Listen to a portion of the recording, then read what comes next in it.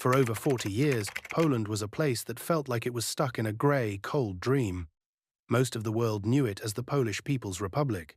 On paper, it was a workers' paradise where everyone was equal and nobody was ever out of work. But the truth was much more brutal. It was a world of endless lines, secret spies, and shops that had nothing to sell but vinegar. Today, we are taking a pulse check on what it was really like to live behind the Iron Curtain. This is a story about how millions of people tried to survive a system that seemed designed to make every part of life a struggle. The science of the line. If you walked through a Polish city in the 1980s, you would see a line of people on almost every street corner. These were not just small groups. There were hundreds of people standing in the rain and snow for hours. Sometimes they stayed for days. Standing in line became a real science. People did not even ask what was being sold before they joined. If there was a line, there was something worth having. Maybe it was meat, maybe it was a washing machine, or maybe it was just a few rolls of grey paper. The government used a system of cards to decide who got food. Every family had a card with small squares on it. Each square allowed you to buy a certain amount of sugar, meat, or butter. But having a card did not mean you would actually get the food. You still had to find a shop that had stock. People would wake up at 3:00 the morning to stand in front of a butcher shop that opened at 8. By the time they got inside, the meat was often gone. You might wait 5 hours just to leave with a bottle of vinegar because that was the only thing left on the shelves. Because the wait was so long, people created line committees. They would write down everyone's name on a list. You could go home to sleep for a bit, but you had to come back every few hours for a roll call. If you were not there when they called your name, you lost your spot. Some people even made a job out of it. They were called standers. You could pay someone to stand in line for you while you were at work. It was a strange economy where time was the most valuable thing anyone owned. But what happened when even the most basic items disappeared from the shelves? The status symbol necklace. One of the most famous stories about communist Poland is the toilet paper crisis. It sounds like a joke, but it was a daily nightmare. Toilet paper was a luxury item. It was not soft or white like the paper we use today. It was grey and rough, and it felt like sandpaper. It was so rare that when a shipment finally arrived, people went into a frenzy. They would buy as many rolls as they could carry. To get the paper home, people would string the rolls together and wear them around their necks like a giant necklace. Seeing someone walking down the street with a string of toilet paper was like seeing a celebrity today. It meant they were lucky. It meant they had won the battle of the queue. If you did not have paper, you had to use the government newspapers. People were very careful about this, though. If you were caught using a page with a leader's face on it, you could get into serious trouble with the police. The lack of basic goods changed how everyone talked.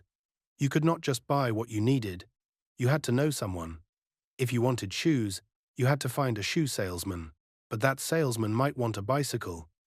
So, you had to find a bicycle man and offer him some meat you got from a cousin in the country. Everything was a trade.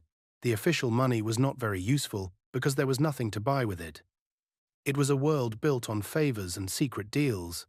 The 20-year wait for a home. If getting toilet paper was hard, finding a place to live was almost impossible. After the war, the government built thousands of tall, grey apartment blocks. They were made of concrete, and all looked exactly the same. From the outside, they were ugly and depressing. But for a young couple, getting one of these apartments was a dream. The only problem was that you might have to wait 20 years to get the keys. You did not rent an apartment from a landlord. You had to put your name on a government list at your job.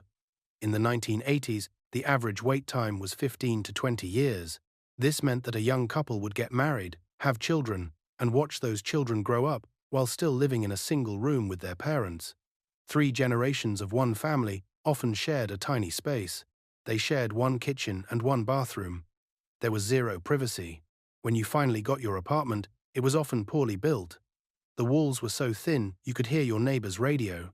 The kitchens often had no windows and were called dark kitchens. The elevators broke down every week. But people were still proud to have their own concrete box.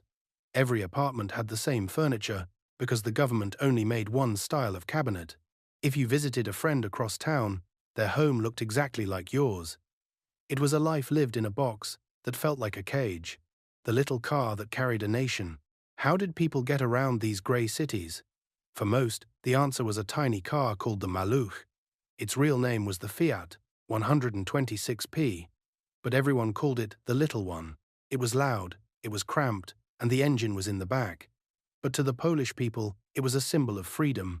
It was the only car the average person could ever hope to own. But just like the apartments, you could not just walk into a store and buy one. You had to pay the government years in advance and then wait. The car cost about 20 times what a normal worker made in a month. Even if you had the money, you might wait 10 years for the factory to build it.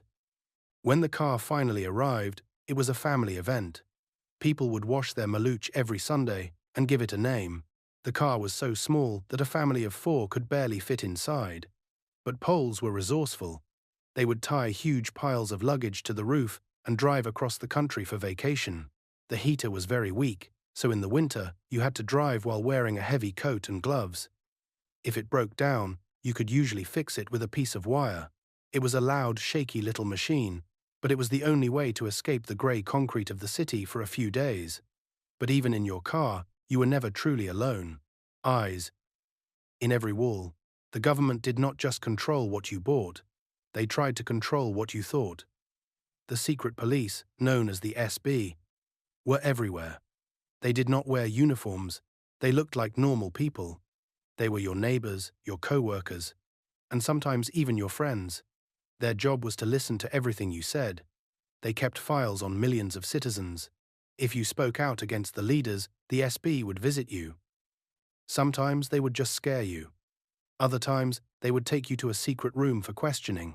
They used brutal methods to make people confess to crimes.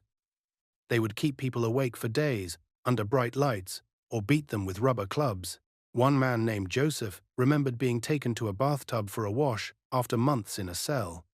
When he got in, the police sent electricity into the water. The pain was so bad that he could not even scream. This created a world of fear. You never talked about politics in public. At parties, if a stranger started complaining about the government, everyone would go silent. You only told the truth to your family behind closed doors, and even then, you turned the radio up loud so the neighbors would not hear. Children were taught in school to tell the teacher what their parents talked about at dinner. It was a heavy, suffocating way to live. The truth behind the curtain. To keep the people quiet, the government ran a massive censorship office. Thousands of people spent their days reading every book, movie script, and newspaper article. If a writer mentioned that the shops were empty or that the Soviet Union was not a good friend, the censors would cross it out. They even banned facts about the weather or how much coffee people drank if it made the government look bad. One of the biggest lies was about the Katyn massacre. During the war, the Soviet army killed thousands of Polish officers. For 40 years, the government told everyone the Germans did it. If a teacher told their students the truth, they would go to prison.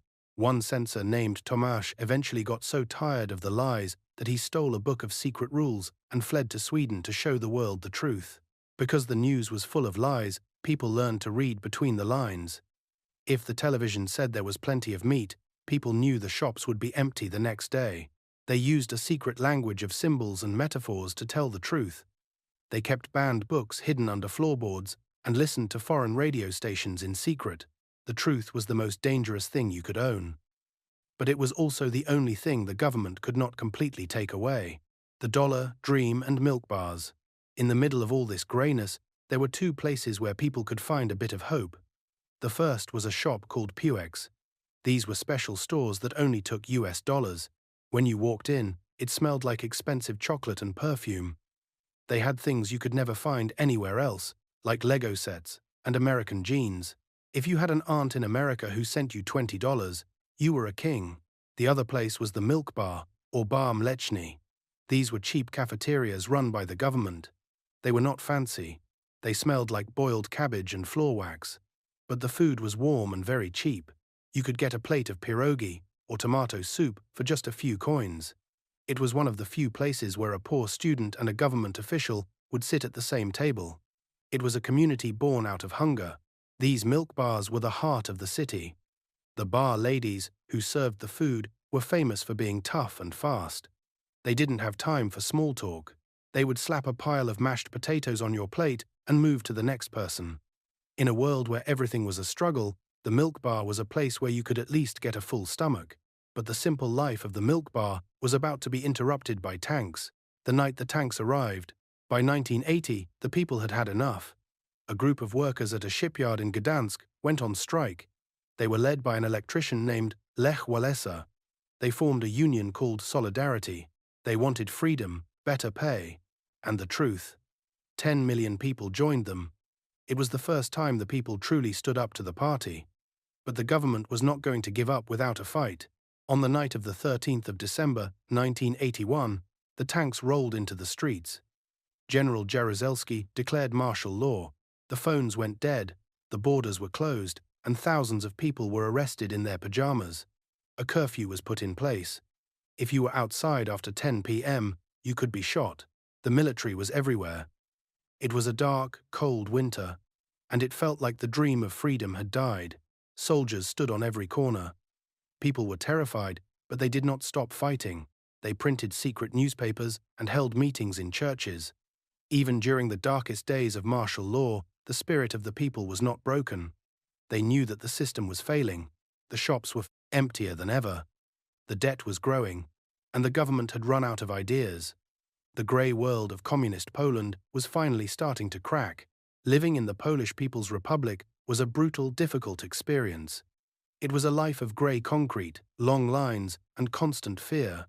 But it was also a story of incredible resilience. The Polish people survived by helping their neighbours and never forgetting the truth.